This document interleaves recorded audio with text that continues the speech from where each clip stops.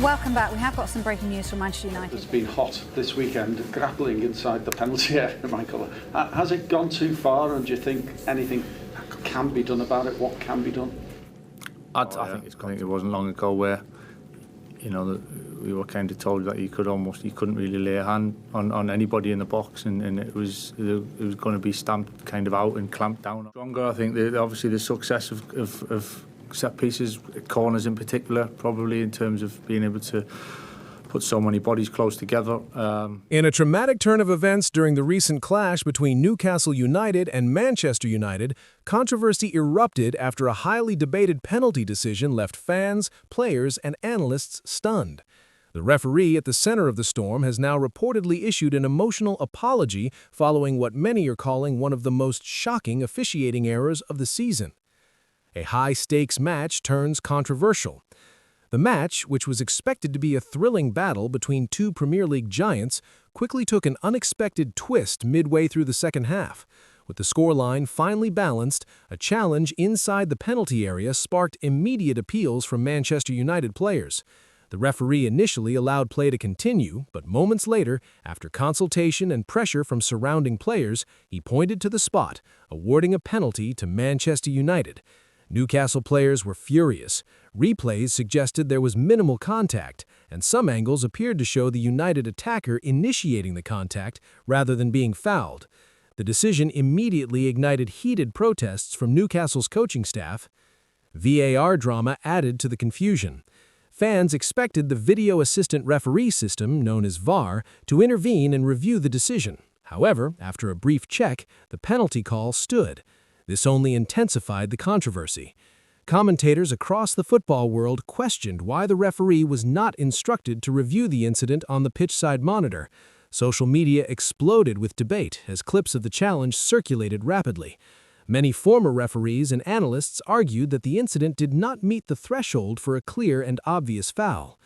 The penalty that changed the game. Manchester United stepped up and converted the penalty, giving them a crucial advantage in a match that had been tightly contested. The goal dramatically shifted the momentum of the game. Newcastle, who had been pushing forward confidently, suddenly found themselves chasing the match. The crowd inside St. James Park reacted with loud boos, while Newcastle manager Eddie Howe could be seen protesting vigorously from the touchline. Referee's emotional response after the match. After the final whistle, the story took another unexpected twist. According to reports circulating among journalists and insiders, the referee privately acknowledged that the penalty decision may have been incorrect. Sources claim he expressed regret during post-match discussions with officials and even apologized to members of the Newcastle camp. While referees rarely publicly admit mistakes due to league protocols, the emotional reaction highlighted the immense pressure officials face when making split-second decisions in high-profile matches. One source close to the officiating team reportedly said, "He knows it was a huge moment in the game. When he saw the replay afterward, he realized it might not have been the right call." Reaction from players and fans. Newcastle supporters were understandably frustrated, feeling their team had been denied a fair result. Many fans took to social media demanding greater transparency in VAR decisions and questioning the consistency of officiating in the league. Manchester United fans, on the other hand, were more divided. While some admitted the decision was fortunate, others argued that controversial calls are simply part of football. Players from both sides largely avoided escalating the controversy publicly, though several Newcastle players hinted at their disappointment in post-match interviews. The bigger debate about officiating. The incident has reignited a broader conversation about refereeing standards in modern football.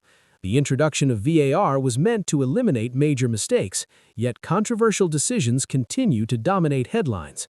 Critics argue that inconsistent use of technology has created more confusion rather than clarity.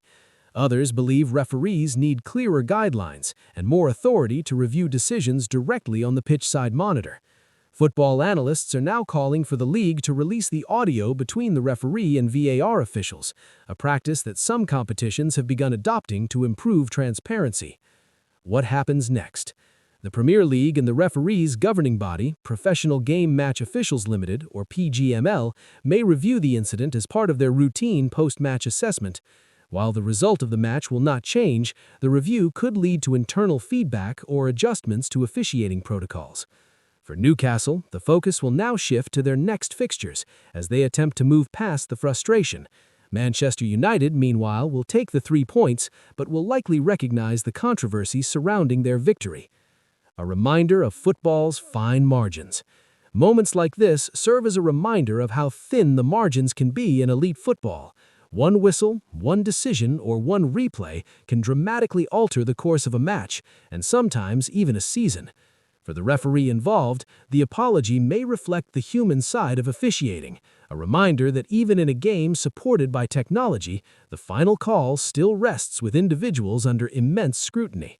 And as this controversy continues to be debated across the football world, one thing is certain: the Newcastle versus Manchester United clash will be remembered long after the final whistle.